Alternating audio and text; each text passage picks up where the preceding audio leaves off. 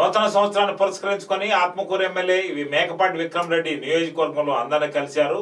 ఆయన 3 దశల్లో ప్రజలకు అందుబాటులోకి వచ్చారు. మొదటిగా మర్రిపాడు మండలం బ్రాహ్మణపల్లి క్యాంప్ ఆఫీసులో ఆ ఏరియా ప్రజలందరూ కలిసే విధంగా ఆయన ఉదయం ప్లాన్ చేసుకున్నారు. మధ్యాహ్నం ఆత్మకూరు హెడ్ క్వార్టర్కి చేరుకున్నారు. ఆత్మకూరు చుట్టుపక్కల వారంతా అక్కడికి చేరి ఆయనకు నూతన సంవత్సర శుభాకాంక్షలు తెలిపారు.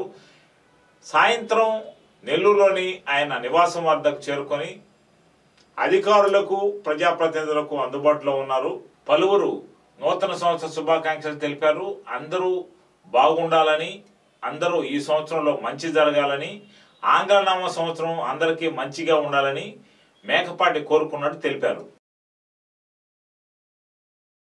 నూతన సంవత్సరాన్ని పురస్కరించుకొని ఆత్మకూరు ఎమ్మెల్యే మేకపాటి విక్రమ్ రెడ్డి నియోజకవర్గంలో అందరినీ కలిశారు.